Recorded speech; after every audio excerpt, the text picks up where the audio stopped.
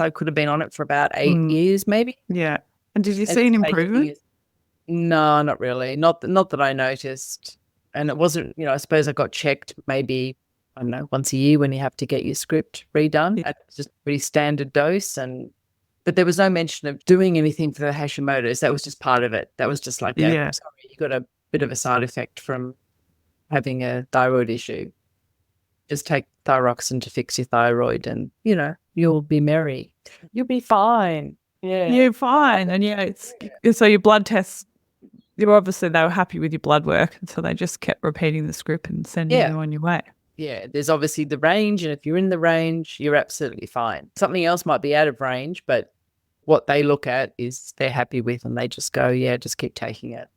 But I feel like I wanted the Hashimoto's sort. I didn't want to just have that as like, well, you've got it, or you can do something about it. So that's when I sort of went on the hunt and found this functional medicine doctor that I ended up not being particularly happy with. And then I came to you.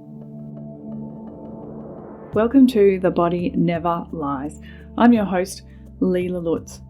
Each week, myself and experts from around the world help you uncover the secret ways your body communicates with you to empower you in your own individual health journey. Today, I have the privilege of sharing a truly inspiring story with you, the health transformation journey of my client, Sue. Sue's story is one of resilience, determination, and a deep commitment to her own well-being. When she first came to see me, she was struggling with a range of health issues, including persistent thyroid problems and the onset of menopause. Despite taking medication and following traditional medical advice, she still felt she suffered from a lot of symptoms like constipation, inability to sleep, weight gain, and she just knew something wasn't right. Together, we embarked on a journey to uncover the root causes of her struggles and implement a holistic approach to restoring health. From the use of my scientifically proven data monitoring to adjust her medication with her doctor and gradually increasing her carbohydrate intake, Sue's progress was nothing short of remarkable. In this episode, Sue and I dive deep into the details of her transformation, sharing the ups and downs, the challenges, and the strategies that ultimately led to her success. Whether you're struggling with your own health issues or simply looking for motivation to prioritize your well-being, I know you'll find Sue's story both relatable and empowering. So let's dive into Sue's incredible health journey.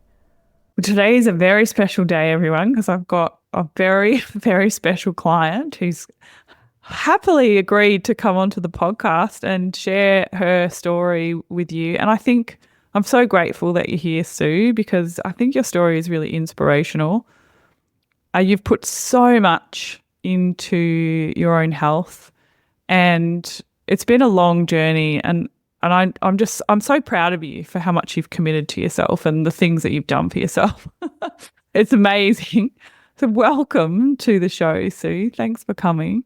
Thank you. Yeah, that's very nice to hear. Thank you. Well, you have. You put so much work and you deserve all the success that you've had. Thank you. No, and it's hard work, but sometimes it's not always, but good guidance helps. And yeah, you just want to be healthy, and you've got to put that first sometimes, I think. Yeah. Well, let's go back to when we first met. At the moment, Sue's working with Craig from Win at Life, Craig McDonald, and is doing a strength and a fat loss phase. But well before that, Sue actually came to me with long history of thyroid, particularly Hashimoto's. Do you remember that, Sue, when we met? I do. I mean, I do wonder how I found her on Instagram. I know that obviously through all the algorithm just fed you to me at some point. And it was like I listened and I thought, wow, someone that's actually has thyroid issues. I think that's a big thing of someone else having thyroid issues and weight issues because of the thyroid and because of other stuff. And I just went, just bite the bullet, just fill out the contact form and to see if it works. And, you just have a chat. And I was fully prepared to go, well, if we didn't gel and it didn't sound right, then we move on. But clearly I liked what you said, and I was probably so hungry, the thought that you mentioned food, it was like, yes. Well, I think that's interesting, right? Because when you came to me, I do remember, and I looked at your notes a little bit, you had done a lot of dieting to lose weight with this thyroid, and you also were taking medication for your thyroid. You had really good appearing bloods, like your bloods looked really good. But you still had quite a lot of symptoms of low thyroid. And the symptoms I remember particularly was not being able to go to the toilet. I think you went once a week or something. And I remember you just being, I just want to have a good Yeah. Yeah. and not sleeping very well. So there were two big ones. And it's like, I feel like this is really hard. And I hear a lot of clients complain about this because you're like, okay, well, the doctor's telling me I'm fine, but I really just want to poo and sleep. Like they're two fundamental pieces of life, right? Do you remember that? I do. I remember, well, yeah, the poo thing feels like it had gone on for a long time. And you do just begin to think that it's normal just to go once every few days or even once a week. Now I know how dangerous it is. And it was like, if I get to that stage, I do something about it. But, and the sleep was just like, waking up 2 or 3 times a night, all being awake for hours during the night. And it just day after day and then weeks and then months and it's horrendous. And I don't think, it's just so hard. It should never be normalized that, you just, the thyroid plus, I was saying that to you, it was all happening around, the worst symptoms were happening when I was, I guess, perimenopausal and menopausal. Yeah. So a lot of the symptoms overlap. And I think doctors put that in the too hard basket sometimes of trying to figure you out. But you're just a bunch of symptoms. And I just I just wanted to have a good night's sleep and I just wanted to poo. And it was hard. It was depressing and tiring and you just very vulnerable to Instagram posts that tell you to do this and to the, the food and the carbs and don't do that and don't do dairy and just exercise more or cut your carbs or cut your calories, whatever. And it's hard. Because how many diets do you reckon you've done to support your thyroid? I mean, I tried all sorts of things. I don't know. I think growing up, I was never a dieter, really. At school, I used to eat so much. I'd have like 6, 8 Vita-Weets with Vegemite for recess. I ate a lot, but I was always really skinny. So I wasn't really a dieter, and it happened later that I started to get into it. And I think the fasting, the keto, whether it was keto or low carb, keto being more fat, low carb just taking your carbs out. The HCG diet was a good one that I did. Oh, I forgot you did that one. I mean, I lost a lot of weight. Yeah. But now I'm thinking I probably lost a huge amount of lean mass as well. Yeah. 500 calories a day. I know, it's crazy. And you do the whole fat thing at the beginning and then it's just protein and it's just, bizarre. And then had you put on weight because of your thyroid or had you been diagnosed as thyroid at that point? Yes. Before? Yeah. Yeah. No, the thyroid, I mean, I was the very, very first time I was diagnosed with thyroid issues was when I had my son and that was 1993. Yeah. And my mum had a thyroid issue, so I knew that there was always a possibility, but I'd never had symptoms of anything, except that I guess maybe, in school sometimes I maybe was a bit overactive because I was a bit skinny. Yeah. I did eat a lot. Yeah. But when I had my son, I was, you're supposed to be tired when you have a baby, but it felt different. Not that I knew because it was my first baby. But I just thought, I just don't feel like I should. I know I should be tired, but this just feels different. So I went to the doctor and they said, yes, I was overactive. And went on so that was like years ago. So I never had, and being overactive, no, I would have a baby. I had 3 babies and I would lose weight straight away. Yeah. Like, have them breastfeeding, tired, and then I'd just be skinny because my thyroid would come. And I was very, very neglectful of managing my thyroid, I think, back then. We were living overseas and I didn't really have a thyroid doctor. So occasionally I'd go on, can't even remember what you go on when you're overactive.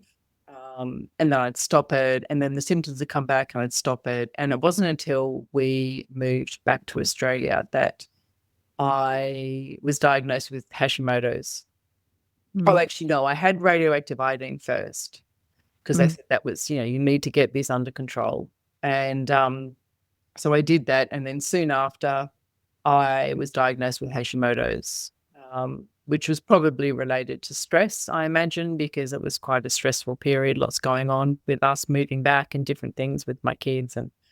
And so that sort of started that sort of roller coaster of being underactive then, and just taking regular, thyroxine, and that's it. And then I started putting on weight slowly, and then I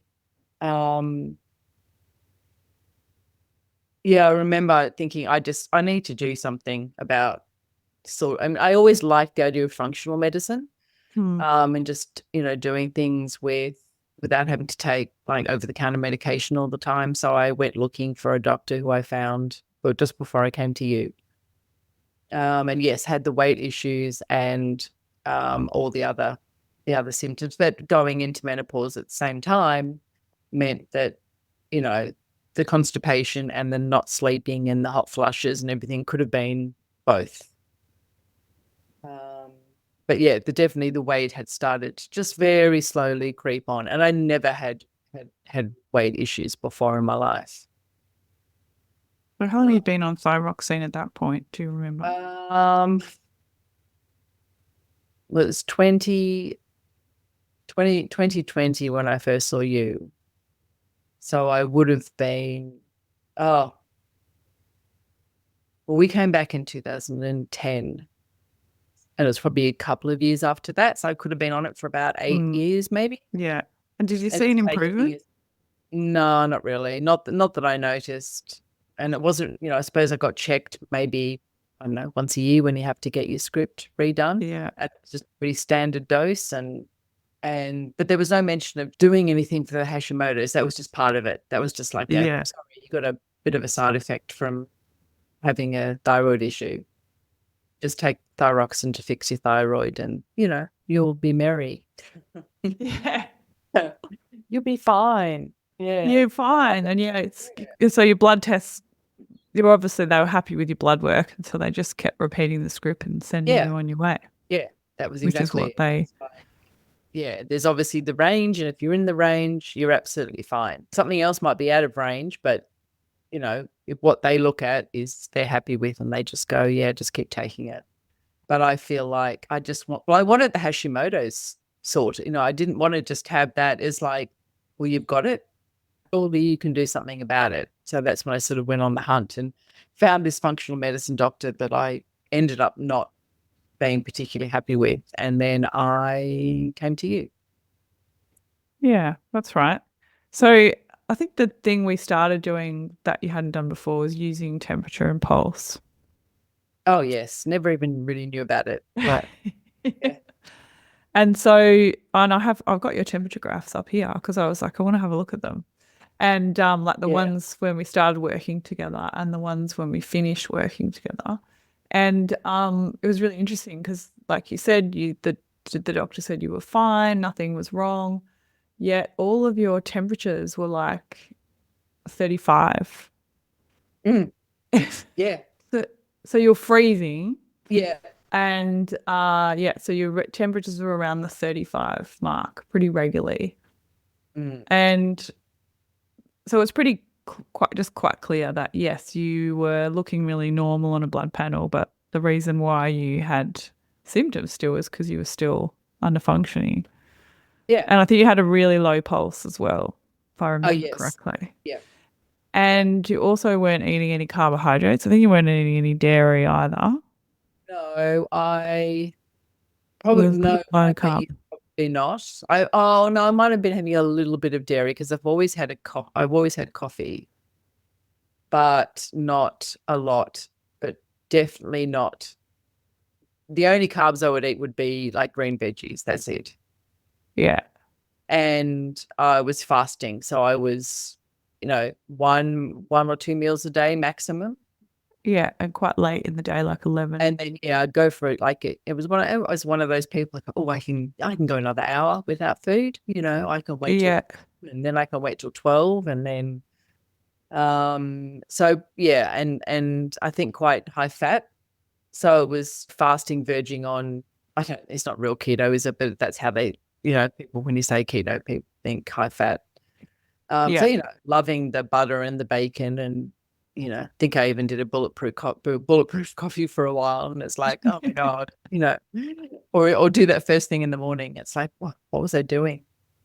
But I think I was just confused as well. It's so much information, and it's like, I don't know what to do. Like, I really don't know what to do. That wasn't making me better. Clearly something still wasn't working.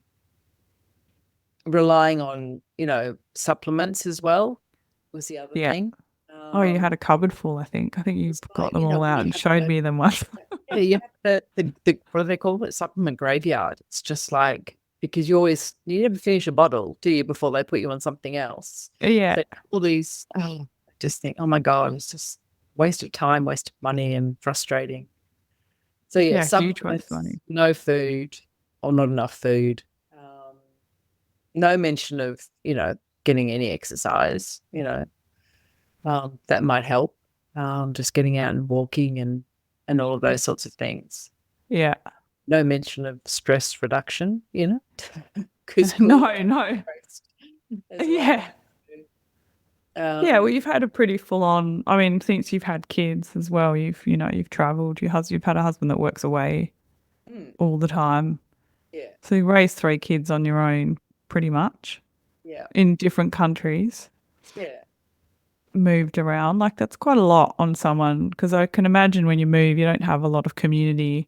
You have to keep starting new communities. You don't have. I mean, you get it eventually, but to begin with, it was pretty stressful. I mean, I was 100% up for it, for moving and going somewhere else, but the actuality of being there, until you do make some friends, is a bit daunting. And I never really thought about myself as being stressed, but I guess I tend to internalize it. And I suppose when I look at all those things, and I actually saw a naturopath once soon after I'd had the Hashimoto's diagnosis, and I told her a few things that had happened in my life with my kids and my mum and stuff. And she went, oh my God, no wonder, And I was just going, yeah, it's just a thing I had to deal with. She said, yeah, but it's stressful, even if you don't like verbalize it, it's stressful. It affects your body, and it affects your mind, and your mind affects your body, and, all of that sort of stuff. And I was always like, I'm fine, everyone has stress. Everyone has things in their life they had to deal with, which we do, but you have to acknowledge it and say that it affects your health. Yeah. Yeah. And find ways to, I think as women especially, like, communicate and say we need help and talk about challenges. And I think I hope it's changing for women now, but I feel like, probably in your age group, there's still a lot of women holding on to stuff and keeping it suppressed and, not wanting to upset their husband, and, you're the homemaker and he's the breadwinner, so that's your job, and you carry all of that load, and, it just, you have to just do it without complaining, and you do it without, saying the kids annoy you, or something major's happened in their lives or something, and you just have to deal with it. And you never taught how to deal with, your kids having trauma and stuff. And I think, it is, you feel bad complaining and feeling like you're verbalizing the stresses, you're not good enough and you can't cope and whatever. But everyone has it, and you need to talk about it. 100%. I was having lunch with a girlfriend yesterday. I has 3 kids, and we were talking exactly the same thing. It's like it's not a 9 to 5 job. It's a 24/7, 365 days a year job. And then I think women are really not good at or don't recognize, like I said to her, and I say this to all of my clients who are full-time mums, when you have a full-time job, you get 2 days off a week. And when you're a full-time mum, you don't get that. Yes. So to me, there's nothing wrong with going, okay, well, they're all at school, so I'm just going to do something for myself. Whereas every mother thinks, oh, they're at school, so I'm going to clean the house, or I'm going to do this, or I'm going to do that, or I'm... I catch up on all that stuff. Yeah. So you never rest. You never get into recovery state. And, and I know as women, we get into bed and we go, all right, it's time to go to sleep. But let me just check that I've done everything that I was meant to do. And then I'll think about all the things that I'm supposed to do tomorrow. And So like, how many actual restful nights sleep do women get? And I think the big thing I've noticed about housewifery and full-time mothering is that because we don't treat it like a job, we don't, organise it like we would a job. Mm-hmm. Yeah. So you don't, because when you have a job, you have to finish a task in a set amount of time. Yeah. Whereas when you're a mum and you don't have that sort of mindset, I think you just think, oh, well, I'll just do a bit more washing now and I'll do a bit more washing later and then everything just rolls into this continuous stream of doing stuff. Yeah, exactly. And it's actually really bad for your mental health, your wellness, everything. And a lot of the stuff I do with women is to say, okay, well, why don't you say Monday is the washing day and I do all the washing on Monday, and Tuesday is the shopping day, and then for the rest of the week, I'm not doing any shopping. Sorry. I'm not doing any washing. Sorry. Yeah. Like you wouldn't interrupt someone at a desk who was working on a task. You'd say, no, I do that task on that other day. So go away. You're interrupting me doing something else. So, I think if we all ran as women, at home, if we ran our houses like we ran businesses, we'd probably be a lot healthier because we'd go, well, actually, Friday's the day that I just go and to the gym and get my nails done, and that's what I do. So everybody can suck it. Yeah, exactly. Yeah. And I think I always think about talking about the mental health side is taking on all the stuff that your kids are going through, and that affects your mental health as well. And I think at work, if you go to go into an office, maybe there's some people, women or men, that are, good workmates or bosses or whatever you might be in that workplace, and you do care about the mental health of the people around you, but a lot of people don't. It's my job, it's my thing. What those people are doing. But when you're at home all the time and, you've got anywhere from, 1 to multiple children that are having their own sort of issues, they become yours as well. So it's not just your stuff.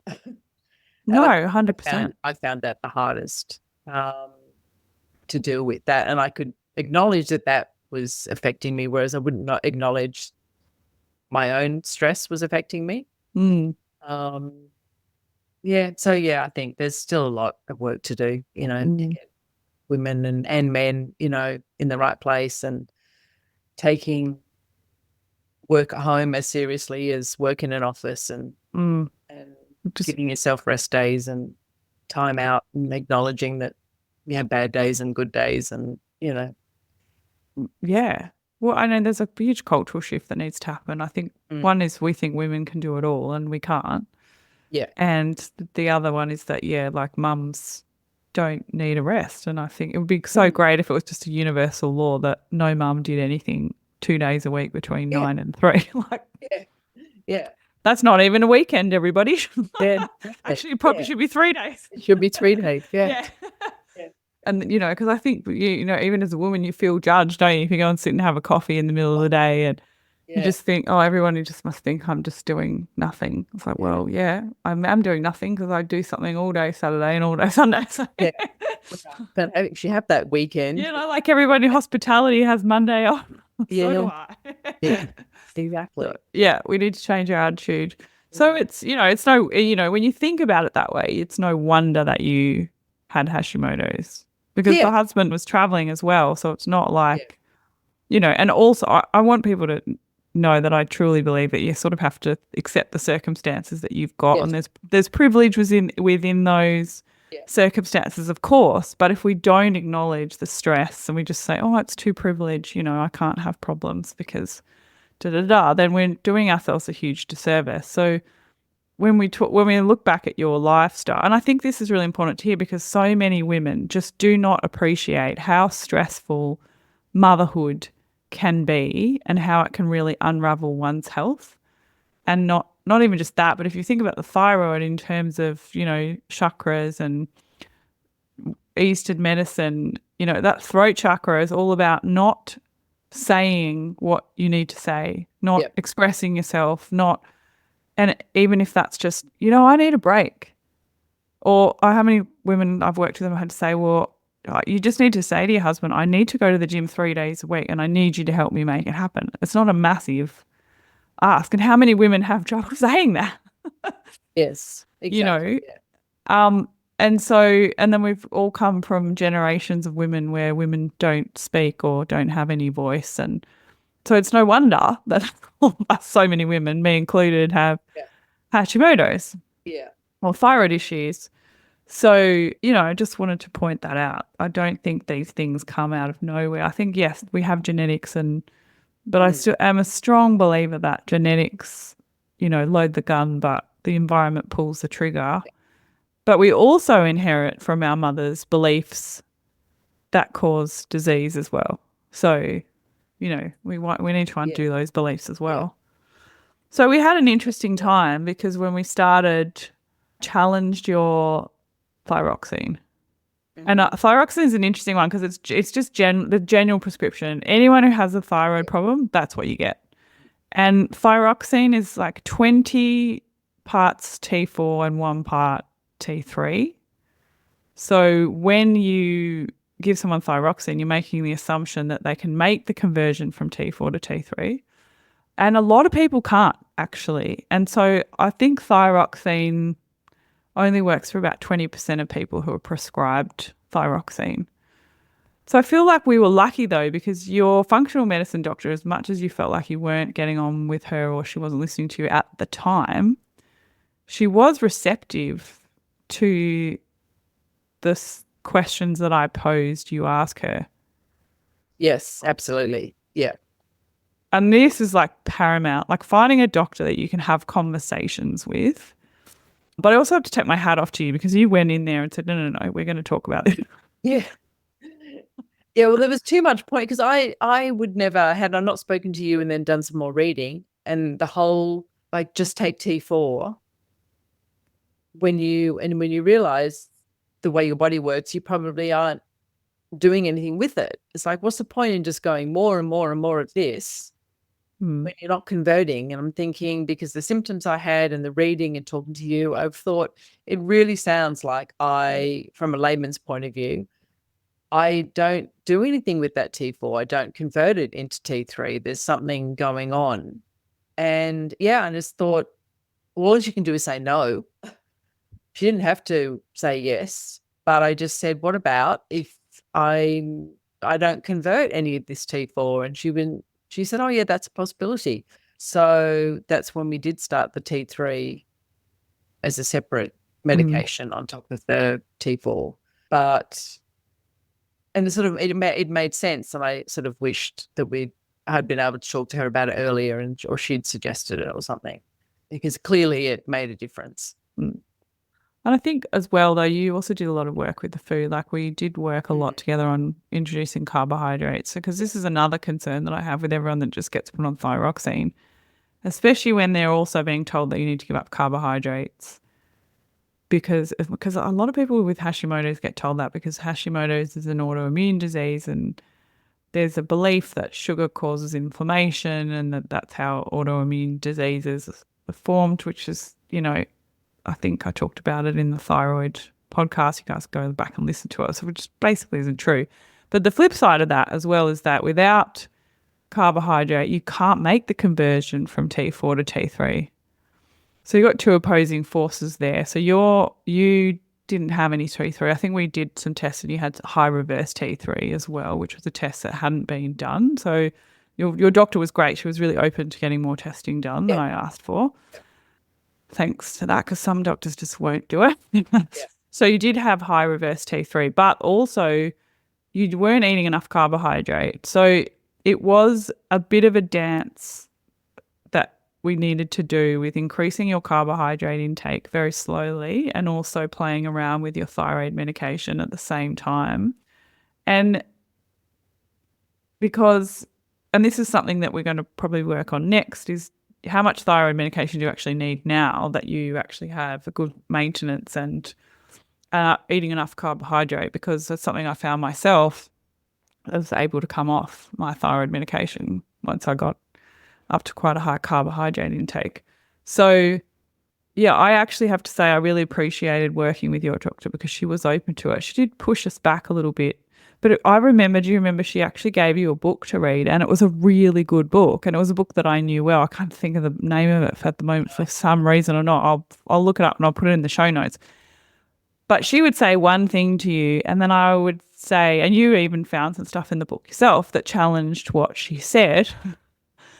And so we were both using this book as a reference and to take back to her and challenge some of her ideas, which was really helpful. And then looking at the temperature and pulse as well and seeing that it was improving, that was really good to have those conversations with her.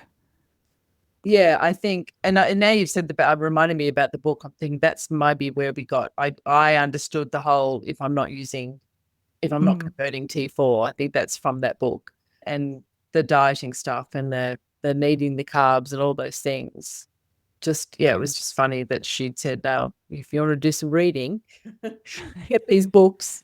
But it's like she'd forgotten what she'd read in the books, and just a little reminder of what this particular American doctor that wrote these books, had said. And she wasn't. She never said no. She just thought, she was just like, "Okay, we'll just try this now," and it was she was open to trying some different stuff. I mean, I think ultimately, she had her way that she liked to do things. And it was, scary going into your doctor and saying, well, I've read somewhere. Yeah. See the eyes rolling. It's scary even as someone who's a professional and reads research all the time. And I've challenged many doctors with the research that I've read and brought in papers to show them and say, and a lot of them don't like being challenged. No. They just don't. And I feel for them as well, though, because they have a limited amount of time that they can see you, and their expertise is in medicine, not in lifestyle. So that's always going to be challenging, but I'm always really appreciative of a doctor who will work with us. And we did have a funny moment, though. I don't know if you remember. And this is quite common with clients when you make a change. So in states of stress, you actually can have a lot of suppression of markers, especially TSH. So in states of stress, when we have HPA axis dysfunction, the pituitary can actually not make enough TSH. And so the TSH can be suppressed because there's not enough being made. And so the person can look okay on a blood test.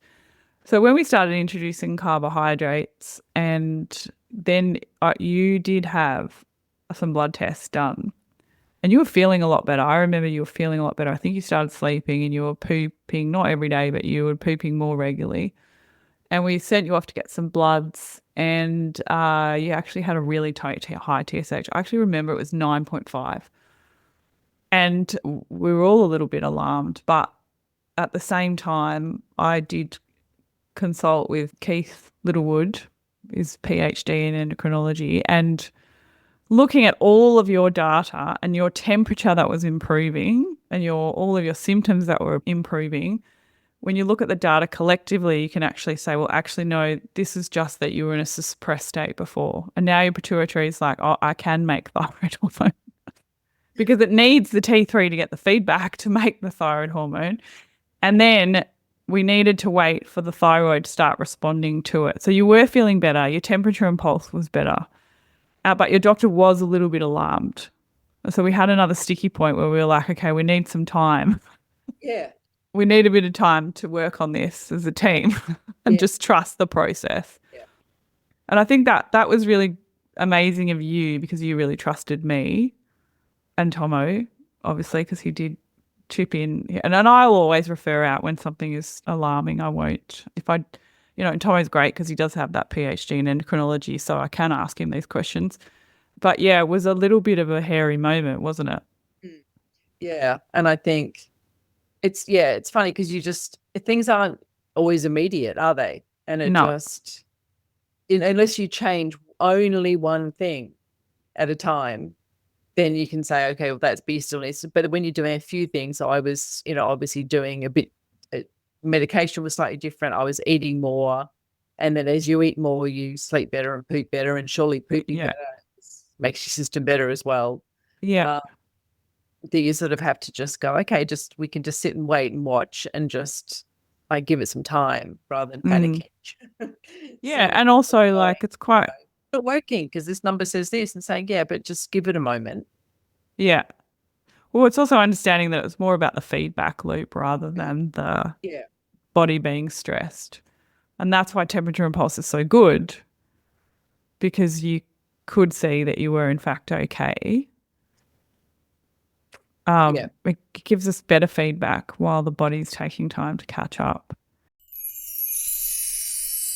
If you've been enjoying all the episodes of The Body Never Lies, but you're wondering, Leila, where do I even start with implementing all these great things that I'm learning? Well, I've created something just for you, and I'm so passionate about you getting access to it that I am giving it away for free. The Body Never Lies Insights course helps women over 35 who are sick of all the tests with no answers uncover the root cause of their long list of unexplained symptoms with a scientifically proven self-assessment tool. Over 4 live workshops, I'm going to take you through the assessment that I take every single client through to help them establish where they are truly at with their health. The assessment includes all the things that their doctor and quite a lot of other practitioners, to be honest, have never asked them, and will leave you feeling 100% certain that no, it is not all in your head. Your body never lies. Whether you've been eating clean and self-researching for years, maybe you're sick of giving up all of the different food groups, maybe you've tried a few pro-metabolic approaches and it's made you worse, or even if you've just arrived at a crossroads of knowing you need to do something different for your health and you don't know where to start, this assessment tool is for you. If you want to get this for free, and I probably won't do this again, then head over to thebodyneverlies.com.au and register now. We are starting on January 15, so you can make 2025 your best year yet. Of course, places are limited, so make sure you get in because it is first in, best dressed. So then you started, I don't remember what calories we got you up to. I think when I met you, you were eating like 1,400 calories. Yeah, it's pretty low. I think 1,400, it could have been pushing it actually in the very beginning. Yeah. I thought it was fine, but I'd say between 12 and 14 probably. Yeah. I mean, it wasn't, not that I would have known because never counted calories, never did anything. I just ate my, 1 or 2 meals a day. And the calories would have been, fair bit of fat in there. Quite a lot of fat. Yeah. And very, very low carbs, and the rest is protein. So, pretty low. Which I would never, I never, as I said, never counted calories, never really thought about. I mean, way back, my mum used to do Weight Watchers, so I knew calories and stuff, but I never thought about it. I never thought of counting calories. It's only when you, maybe do a food diary, like, okay, that's a bit low. Yeah, and this is alarming, right? Because then you're like, well, why am I not losing weight if I'm only 1,400 calories? Yeah, exactly. Yeah. And I think, yeah, did have your doctor at various points saying, well, just eat less. Like, that's why you're putting on weight. Mm. Oh yeah, definitely. It was like, well, get down to just one meal a day. I think it was get down to one meal a day, or do one meal a day for a few days and then maybe do 2 meals on those days and stuff. And it was just sort of juggling less food. Yeah. There was never any talk of you need to fuel your body with food. Mm. The answer is always just eat less. Eat less, eat less, eat less. Yeah. So I think we slowly worked you up over time. I think, what did we get up to? 2100, wasn't it? Yeah, I think, yes, it would have been pretty close to 2100, I think, in the end. Yeah. Yeah. So you did it slowly over time, and I think, well, you did put a little bit of weight on. Yes, I did. Yeah. But what about your symptoms though? I think, well, the sleep definitely improved. I mean, it's never, and still to this day is not, perfect. I know I'd love a sleep all night, don't wake up to pee thing, but I might have got down to waking up once, but it being able to go back to sleep, not awake and tossing and turning all night. Going to the toilet more regularly. I mean, it's more of a menopause thing, the hot flushes and stuff. I do the whole strip off the, middle of winter, strip all the dressing gown off and whatever, and all that sort of stuff. That definitely changed as well. Everything sort of settled down. And just feeling more like, I had a plan, and feeling more in control, I guess, that we were on the right track. That it was going to take time, to sort it all out, to figure out, what the calories were going to be and what the medication was actually going to be, and that things would change, but that you're on the right road. How did you find the tracking, the food tracking? In the beginning, before we started using chronometer, it was hard. In the beginning it was hard, but then when we started using that, oh my God, I was totally addicted then. Love a bit of data. I would say that now. I just love logging everything. Log my food, play around with my food. So I went from not knowing how to do it to learning it with you, to going into chronometer and doing it properly, to then being obsessed with evening it all out so that, and the chronometer makes it so easy. It does. And just to this day, just love putting my food in and mostly to make sure I get enough food, because and that in the right macros too, because you get better at it, and I think the way I'm eating at the moment, I could probably eyeball a day's worth and not be too off. But I just actually like doing it. I like making sure I'm eating enough food. And I think the higher you get, the more calories you eat, the more you probably in a way need to do it, because it gets harder to eat more as you're going up. And you need to try and work out, the split that suits you, and I do not have a problem with doing it at all. No, still to this day, I take my temperature and pulse every morning when I wake up. I'm going through stages now because I've been doing the deficit and the refeed, that I've back doing it during the day when I remember, because we want to see how the extra carbs are affecting me during the day. I'm using them properly. So, still to this day, I log everything. But I think logging food is, I tell my girls to do it. One of my daughter's having issues with tummy-ish problems at the moment, and I said, just log your food. Log your food, log your poo, and log your stress, and just write it down and just see correlation. Because you think you remember, but you don't. No, you don't. What's it been like? Because we've had a few funny texts backwards and forwards because, as the funniest thing that I found when I was refeeding myself was noticing what other people are doing around you. It's become like hyper aware. It's like living in a separate world, I think. What is it like being around your friends and women your age in this process? Yeah. I mean, I haven't been doing a lot of socializing around food, Yeah. and Yeah, because you've drink. just been in a fat loss phase. Yeah. I've been into fat loss. So when I've been, um, if someone wants to go out and do something, I'll choose breakfast because that's the Yeah. easiest. Um, to go out and have and log, like, if Yeah. you can log 2 eggs and a piece of toast and a coffee. Yeah. It's Yeah. easy. Yeah. Yeah. Um, I don't drink very much. Rarely do I drink. And you notice how people are like they don't know how to socialize unless there's alcohol involved, Mm. which is quite difficult. When I suggest coffee and a walk might be nice, um, and they're a bit like confused. Um, a lot of people have. I mean, people have noticed, and it's funny because people my age will say, "Oh, you look great. You look so skinny." And when I say that to my daughters, they'll say, for them, that's a little bit. You wouldn't say it like that these days. They Yeah. wouldn't speak to each other like that.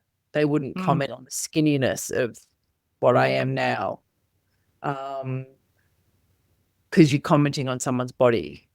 Was they're much more aware of, like, well, actually, someone said to me the other day, she said, "What are you doing? Because your physique looks really good."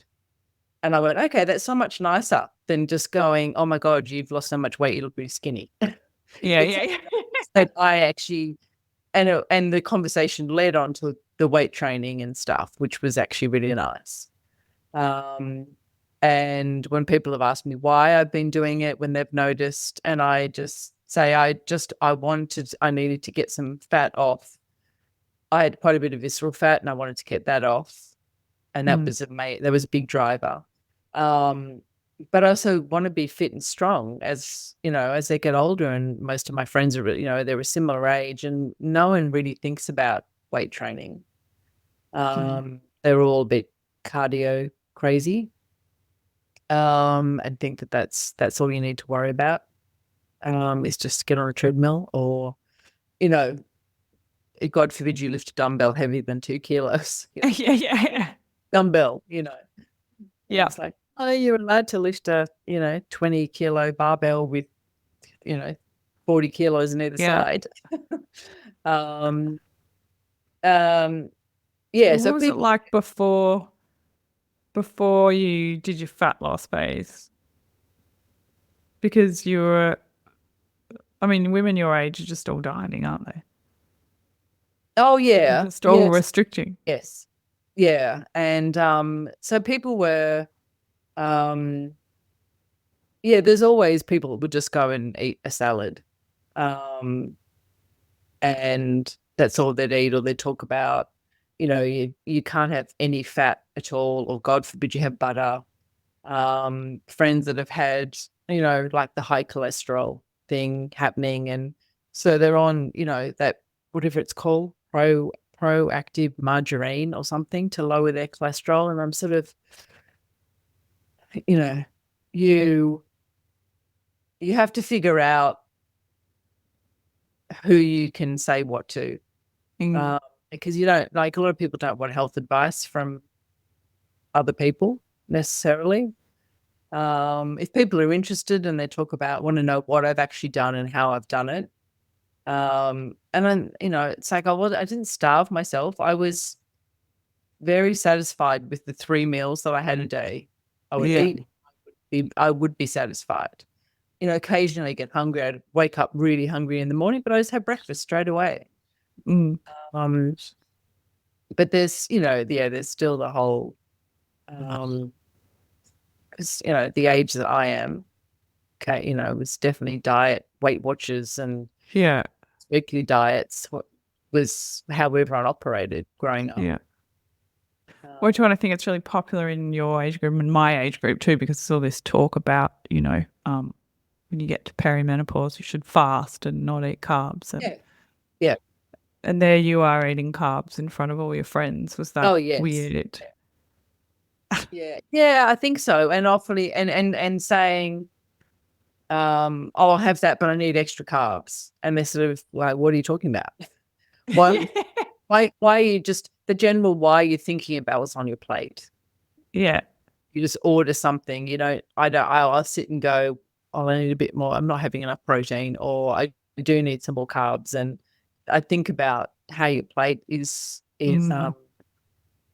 sort of set out, and that you're getting enough putting more on it, not taking things off on it. Oh yeah, absolutely. And when I say that I do this, and then I slowly go up with the intention of eventually eating way more food than I can imagine any of my friends eating. Yeah. And I know someone who I went for a walk with a little while ago, and she was talking about how she needs to lose weight and she can't eat more than 800 calories a day or she puts weight on. And would never have sugar. Would never, and it was just just like a weird conversation.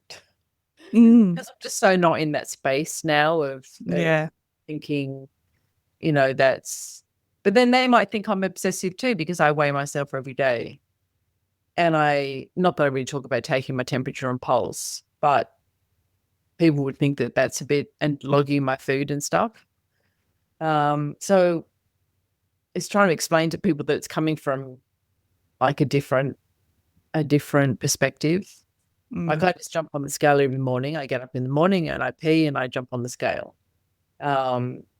Because I want to, and it's not because I'm scared of what's happening on that day. I just want to, over the week or over the 2 weeks. And I'm not obviously not having a cycle, so I'm not getting those changes. Yeah. Cycle, but things like my weight will jump up sometimes as much as 500 grams when I've done a heavy leg day the day before. Yeah. So it's interesting to see that. And like I said, I like a bit of data. So I like going, okay, well, actually, it was really hot yesterday and I drank a lot of water. So I know today that might show on the scale a bit. But it's more just to, I do it out of interest to see what's happening with my body. You're also in a refeed process at the moment too. And yeah. So it's definitely going to change. And I want to, monitor what's happening and to make sure that I'm not doing it too quickly. So that's another reason to do it. But it's like, the scales are in the bathroom. I get up in the morning, just jump on, have a look, see what it is, write it down. Yeah. It's not a whole emotional thing. Yeah. No. As it sounds to me too, like you've really learnt your body. What's fascinating is the cup. I'm not going to say what you did for a cup, because I find that when you tell people, they go, oh, well, she did that, I'm going to just copy that. And that's not how it works, everyone. So I'm not going to say what you just did for her fat loss.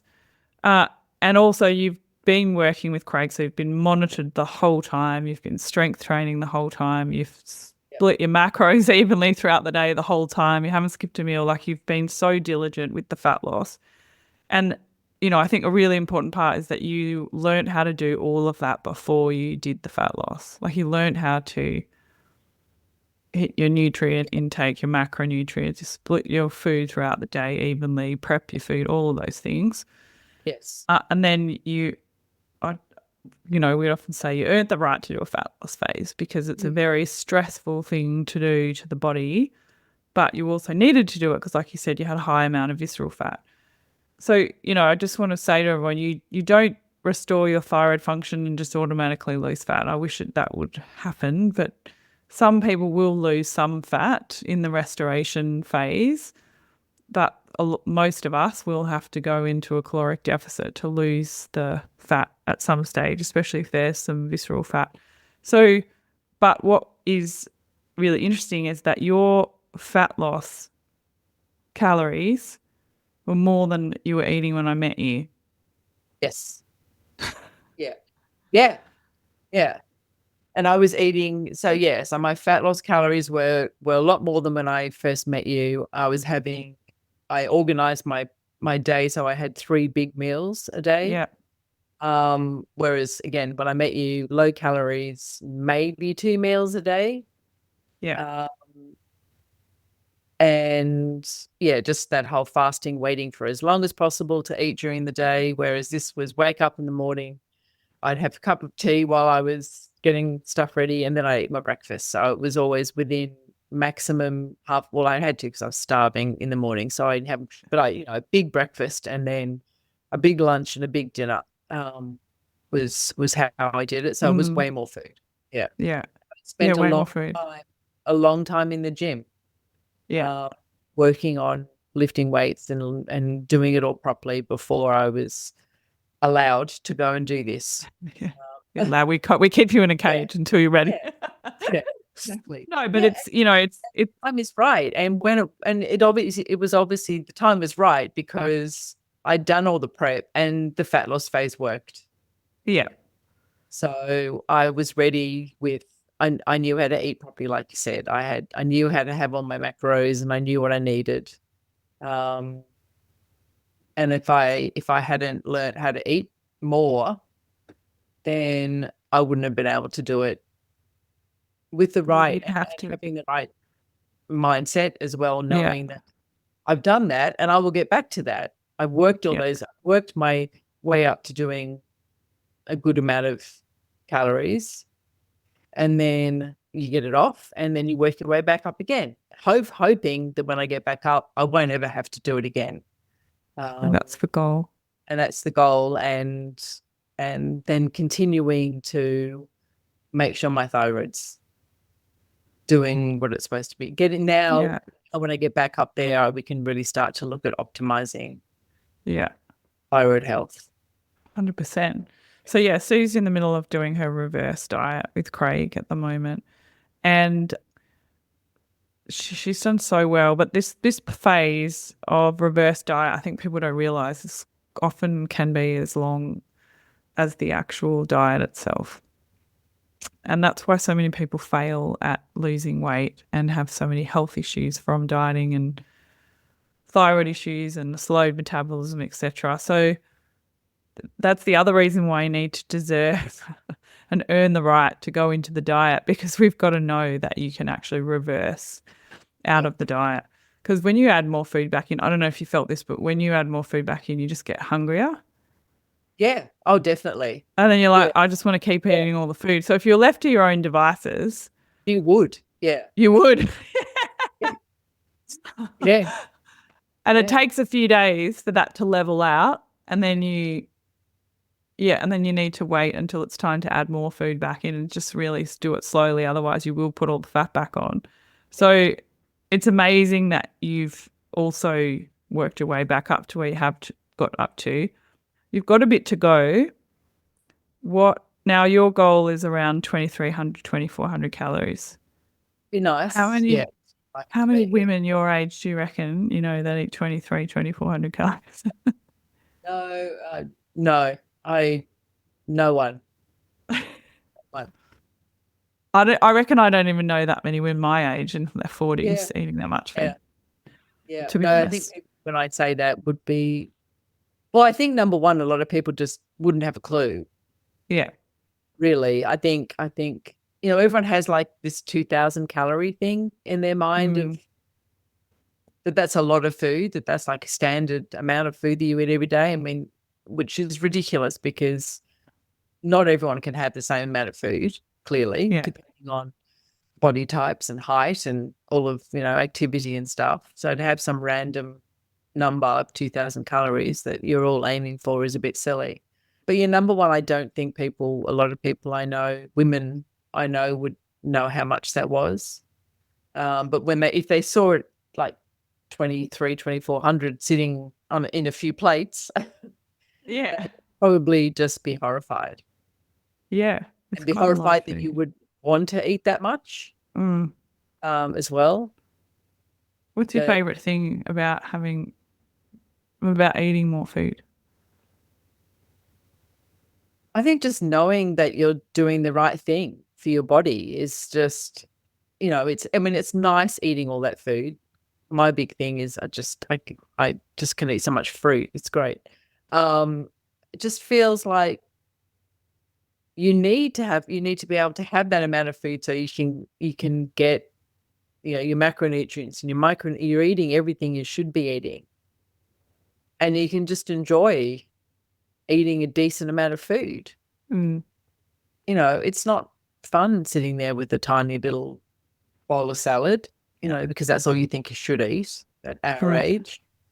I just think everyone should be trying to eat, or just understanding that you need, if you can eat that amount of food and your weight can stay the same and you can exercise and be healthy and sleep well and whatever, then obviously your body needs that food. Yeah. Like if you're not doing all those things, that all takes time to get everything set. And it's not saying that, some people don't have underlying conditions that make a lot of that stuff difficult. But if you can eat that food and you can do all your exercise and you can sleep well and wake up feeling energized in the morning, then clearly it's the right thing to do, that you need to eat that food. I remember you never used to have an appetite in the morning. We had to work Oh, God, no. quite a while on like giving you like 100 calories. We did 200 calories in the morning trying to get your appetite going. Yeah. And I just need to stop and just do You're getting what it's like having a real session, everyone. Sue's got her dog in the backyard and I've got my dog. Totally passed out. Dog and cat in the background. You too. We both live in a zoo. And actually, funnily, everyone, we both live in Sydney, but when Sue and I started working together, it was, of course, COVID. Yeah. So we're just used to talking to each other on Zoom. Yeah. Well, I think, you've done an amazing job. And I think like going on to work with Craig has been amazing as well, because when you did work with me, like I just don't have the resources to train people at the moment. And Craig's really helped you lift heavy, which is what you needed to do. Yeah, I think, obviously I got to where I as much as I could do with you with food.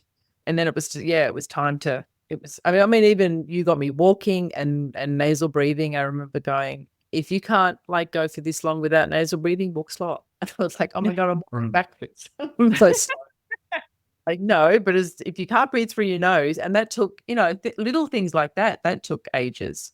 It was like just learning to do all of that. So once we'd done that and a little bit of the weight training in the beginning. And then, remember too, you used to come back from a walk and you'd just be like puffed up like a oh my God.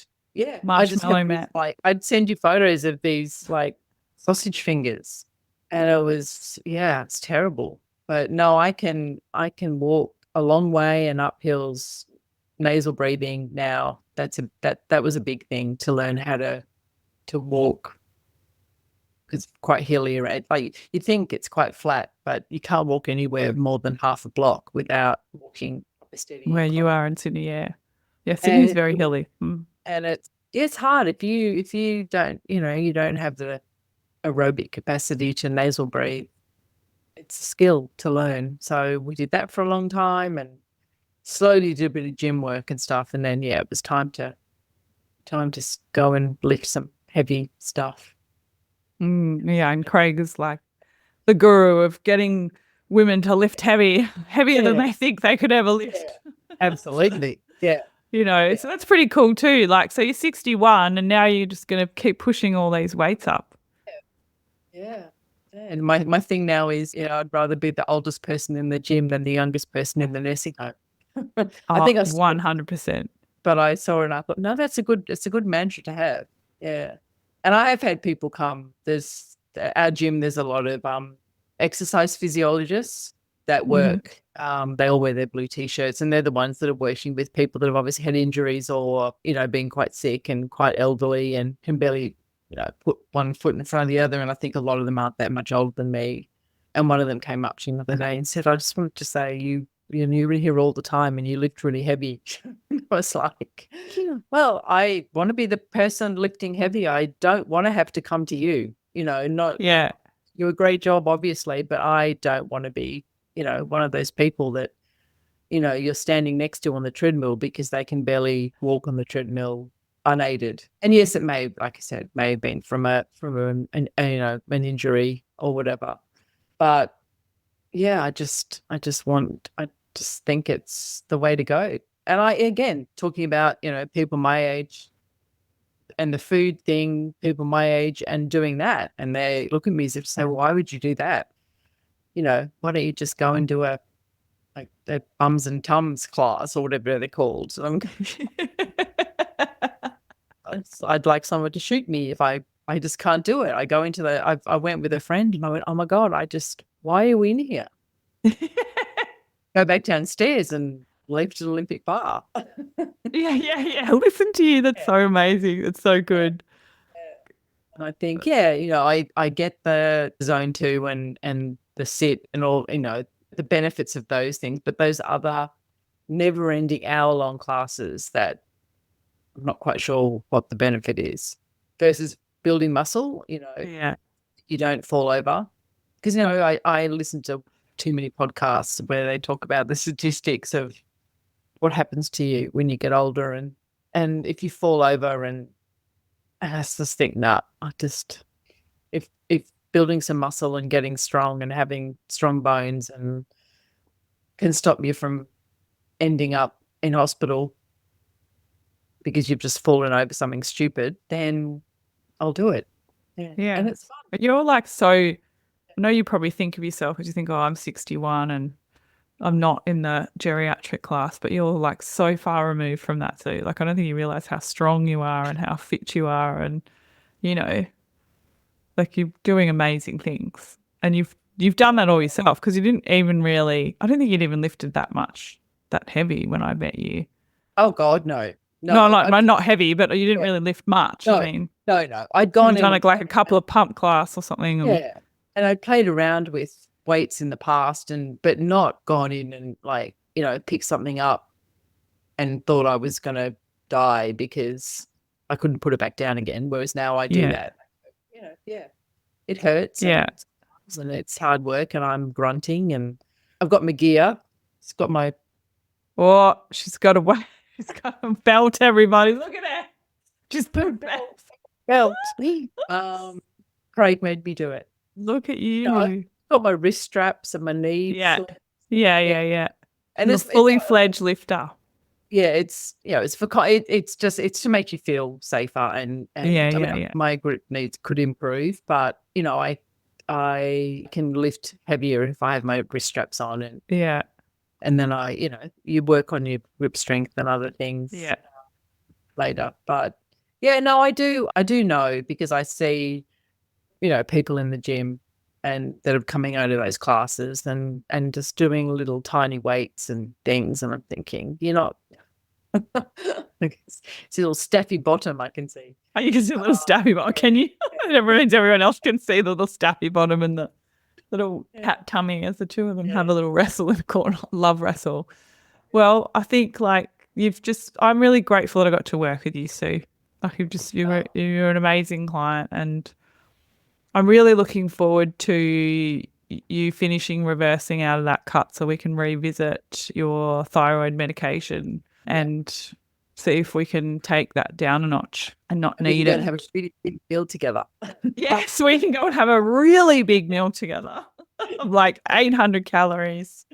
Yeah, exactly. And celebrate. Thanks so much, Sue.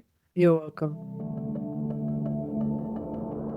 I'm Leila Lutz, and you've been listening to The Body Never Lies. If you haven't yet, please go to your favourite podcast app and subscribe, rate, and review this podcast. All the resources and references from this episode are waiting for you on my website, leilalutz.com. Just click on podcast and look for this episode.